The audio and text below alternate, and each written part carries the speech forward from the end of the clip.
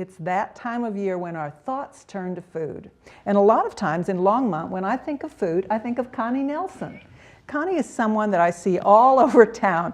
She's a caterer and her company is Food Stuff, etc. And I've seen her at 5 in the morning delivering breakfast. I've seen her late at night taking down food.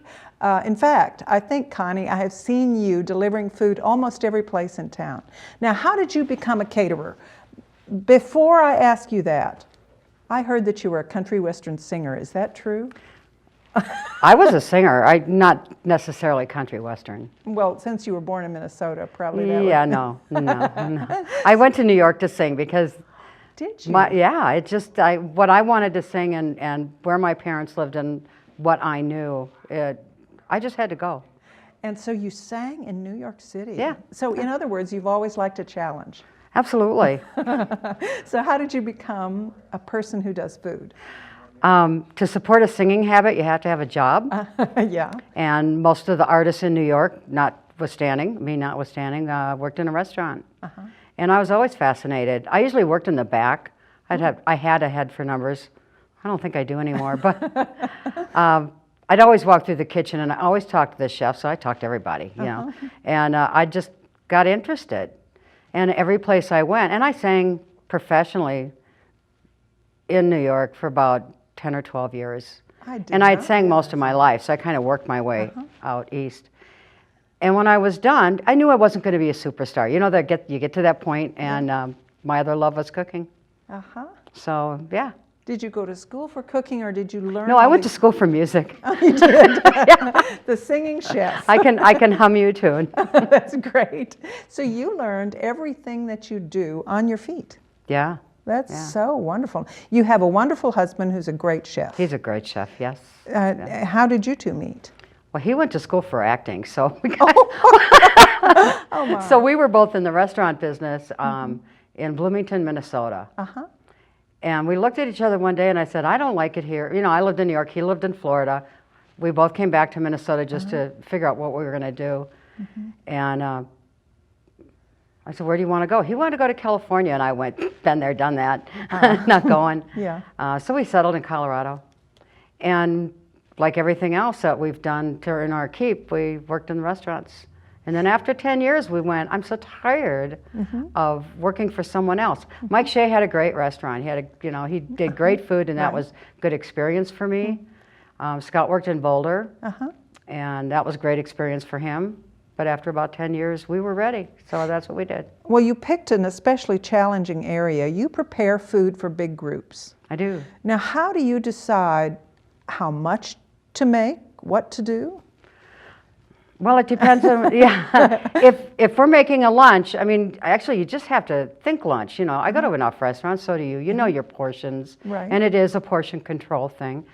Casseroles is one thing, that's size, but it's usually a piece of chicken or a hamburger. Let's say you know what sizes those are. That's fairly easy. The hardest, I think, are appetizers, when there's 7 or 8 items of appetizers.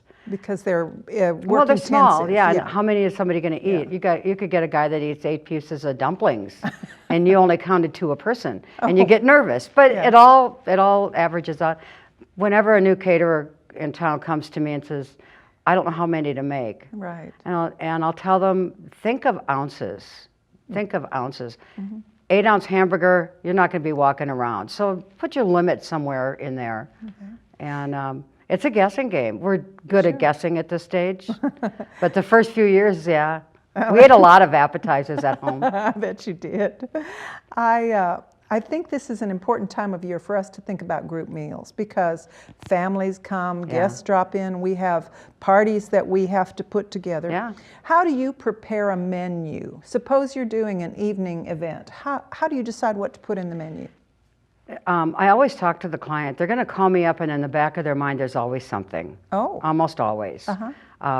If they don't have an idea, we have standard things that we do really well and that we like, and we'll do something pasta and something sandwich-like, trying to get a feel for what the customer wants.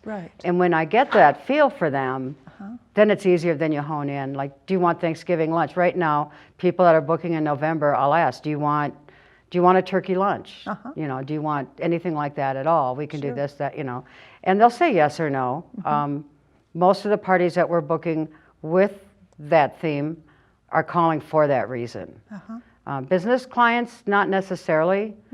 They'll say, no, we want chicken because they're worried about other stuff, or they're worried about their guests. Right. So people pick on chicken, and so we've gone out of our way to make a tasty chicken no matter how. We always marinate it, otherwise it's dry.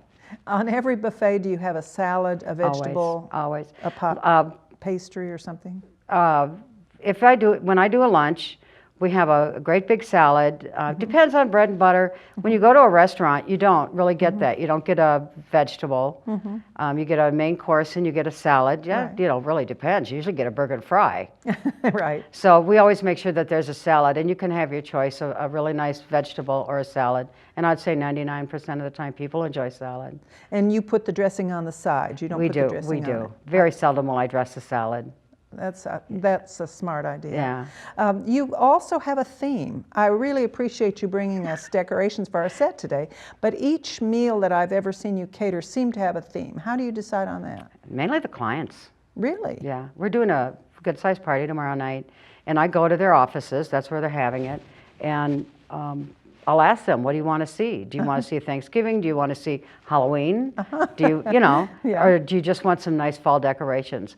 It's a very, it's a business, and so they just wanted a nice fall thing. And I'll bring a little bit of this, probably not raffia. I don't know yet. I haven't decided. I kind of bring stuff, and then, you know, when I get into the room, and then I'll go, oh yeah, well, raffia works. Well, this is raffia. Yeah. And you said this is an inexpensive It's very decoration. inexpensive, and it makes things look cute. It does. Cute, yeah.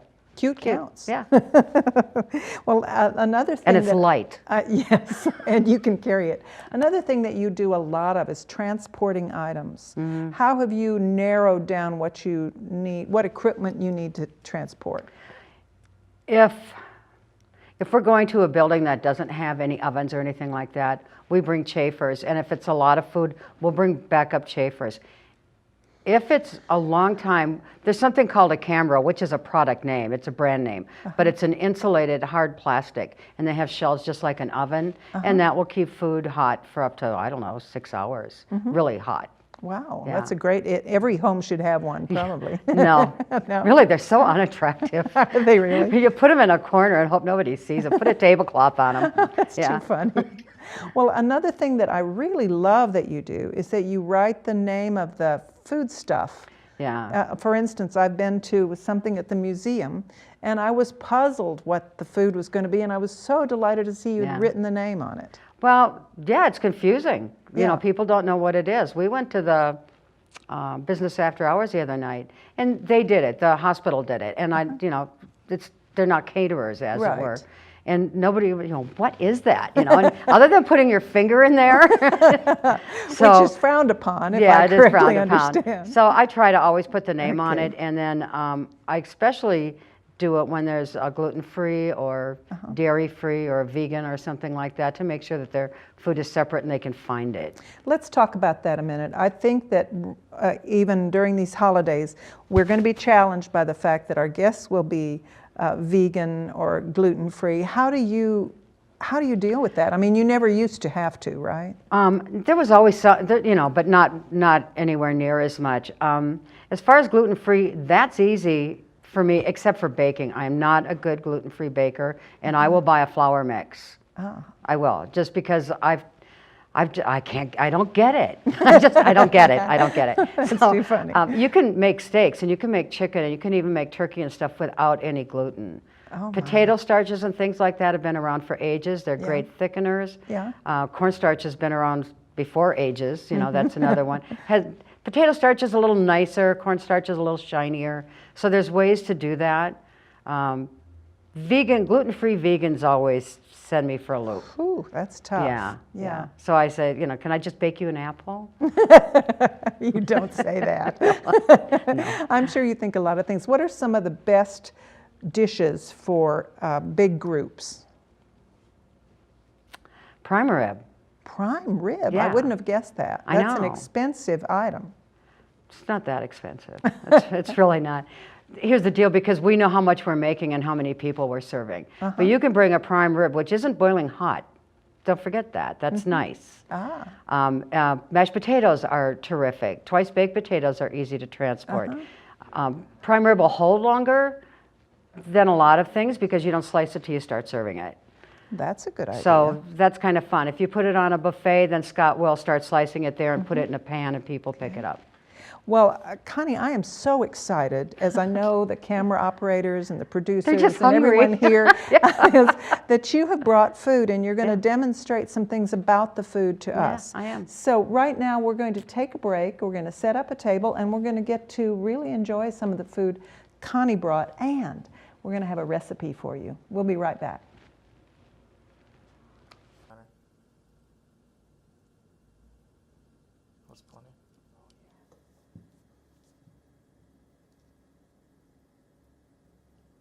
One of the worst group meals I ever made was pancakes, because I started in the kitchen, I made pancakes, and I had to keep serving them. I never got to eat them because every time they get hot, somebody's plate was empty.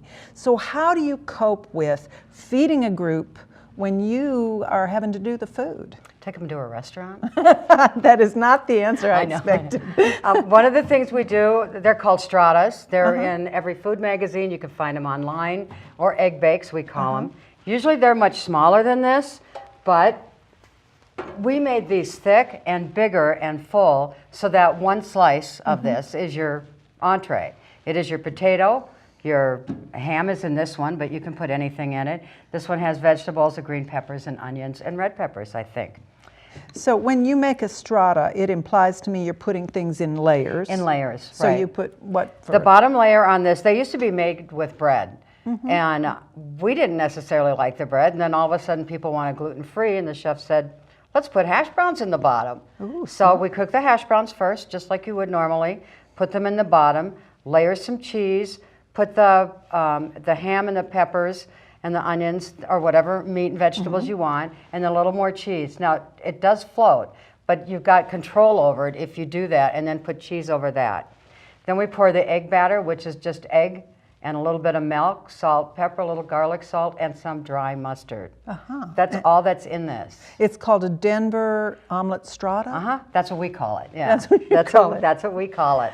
Nobody in Denver that we met knew what a Denver omelet was. Oh, that's so We only knew that, I know. You don't know what a Denver omelet is? Yeah. Oh, well, this is a St. Paul omelet. Oh, good, because that's where you're There from. you go, right. That's so funny. And how long would you bake that?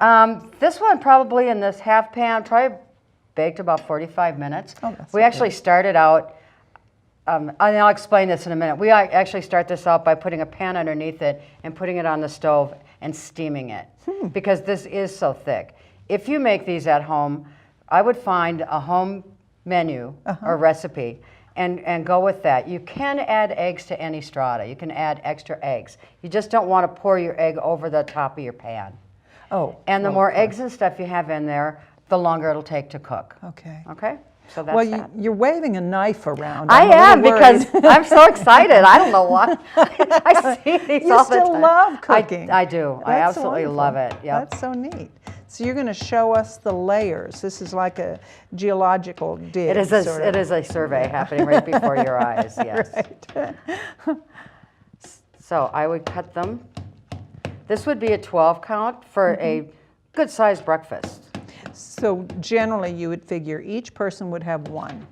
Is Yes, that right? yeah, very seldom people. Now when we do them for breakfast before hours, we cut them much smaller. Oh, because they have other things. Yeah, so they have a bunch of other things. So,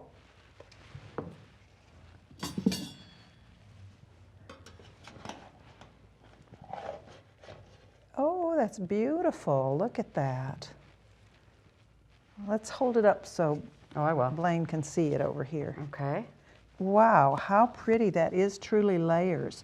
Now, is this bottom layer, is That's all that hash egg? brown. No, that's hash brown, Yeah, but the eggs flow down into So this it. is all hash brown. It pretty much stays put because we pat it down and then put the cheese on top of it. This kind of floats, but it is layered.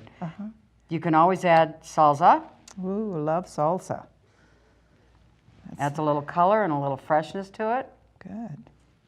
So would you do this for a lunch or a breakfast? I would do this for lunch, breakfast, or dinner. It actually is a really hearty meal. And if you have this for dinner or a late lunch or something like that, go buy some green chili. Scott makes it by the 10 gallons. So go buy some nice green chili, get some tortillas, and have yourself a lunch or a dinner. Oh, that's a wonderful idea. Yeah, I don't feel like it's a breakfast food. We use it for it, but no, this is a real hearty meal. Just because it's eggs doesn't mean it's Right. It's always Right. breakfast. So for a holiday, this could even be something that you might substitute turkey in if you had leftover turkey. I've gone too far, haven't I? Yeah, I just can't picture turkey in my egg bag. I'm sorry. That's all right. Well, I'm glad I couldn't keep a surprised you. straight face. You There did, you go. yeah. You can make this the night before, and that's what's so cool about it. Ah, you don't cook it the night before, No, obviously. don't cook it the night before. Well, you can eat these tomorrow. Just heat them up nice and slow. Okay. Yeah. And if you put it in the microwave, don't put it on 5 and let it sit there. Just, I always tell people, because they keep it, and they can go ahead and do that. So just warm it up and have it the next day. So it's as good for leftovers as it is for your main meal. Sure. And I think that's important when you're feeding family or guests. They all I do show too. up. This is easy. You get up in the morning, you can put some cinnamon rolls in the oven because you've already put them in a pan. Right. Put this in the oven, and you've got everybody fed. Ooh, it sounds great. Yeah. Well, what else did you bring, Connie? We brought French toast just in case. Oh my goodness, that looks like like a strudel of some kind. Well, it's streusel on top because I like that. Because you just like Because it. I like streusel. Right. And I make this the night before also. It is French bread, and it's soaked in half and half with some cinnamon and, golly, there's not, vanilla. There's not a whole bunch in it. You don't soak it all night, do I you? soak the bread all night, Do and you? these recipes you can find also online. And I brought mine today. I like this one. I like the way the flavors. I don't like using milk, and I don't like using heavy cream. Half and half worked for me. And this is fab. I love this. And then all the streusel that people put on it or coverings are brown sugar and a bunch of cinnamon, and I don't like that. So what do you like? So I like a white sugar streusel with some butter and pecans. I don't like cinnamon. It's already in the French toast. Well, that's true. So this is what I do. It's a great dessert. Instead of having a Danish pastry, you don't have to go out in the morning. You've already got this made.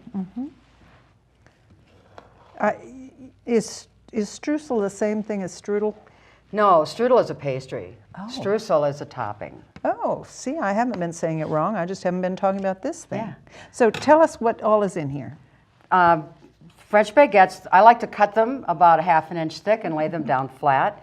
Then you beat eggs and half, some vanilla and a little bit of cinnamon, touch of salt, and then pour it over. Just like this, don't just pour it over. I take a cup that I can pour carefully. Otherwise, you're going to upset all your layers. Just carefully pour it over there, and it'll soak overnight.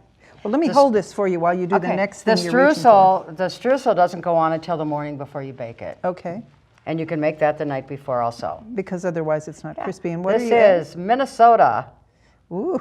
Minnesota maple syrup. Oh, Wisconsin. Sorry, Minnesota. We won't tell Minnesota Yeah. you said So that. that's it. So Oh, you've that's got your beautiful. pastry, as it were. And that's breakfast. Oh, that's Now, so there's lovely. another treat to do with this, and I put it on the recipe I sent you. This is exactly a bread pudding. That's what it is. It's a bread pudding. The same ingredients, same everything. Some bread puddings have raisins in them, this doesn't. But if you keep this and you want to serve dessert, I have a recipe on there for a bourbon sauce over the top. Get your whipped cream out, you've got dessert. Oh, that's wonderful. What a great thing. There you go. Would you serve this as in November as well as for Christmas? I serve that all year. Do you? Yes. And people love it all year. Oh, yeah. Is there a time of year you throw the bourbon on? Well, we've been doing dinners and people, they'll ask for bread pudding. I don't tell them it's my old French toast. It's not. I mean, Right. But yeah, and I'll say, do you want bourbon sauce on it? Because it does taste like bourbon. Everybody says things cook off. Some things don't. Well, and it certainly leaves that taste, Yeah. or why would they use it? You know, one of the things I wanted to ask you, Connie, is sometimes in this business, you must have been burned doing this? Thank you. And cut? You have, right? Oh, yeah. Yeah, I have. Well, how do you get around that, or do you just... You put a Band-Aid on it and go back to work. Is that right? Yeah, yeah. As far as burns go, get an ice cube and put it under ice. I mean, we don't deep fry in our store. Oh, that's... I don't like traveling with deep fried food. I certainly don't need it, and and I don't think anybody does. So we bake everything. So we don't do, and I have been burnt by oil, and I don't. That's nasty. Yeah. So burns, it's usually grabbing the oven or grabbing a pan that's been in the oven. You know you've done wrong, and you just put ice on it and get on with your life. Cutting, we shouldn't cut ourselves, but we do. I mean, you'd think, well, you've been doing this for 22 years. Aren't you done cutting yourself? No. No, I'm No. not. It's too funny. Put a Band-Aid on, put a glove on, and you're good to go. Well, you know, you laughed when I asked if you would put turkey in that. What do you do with leftover turkey?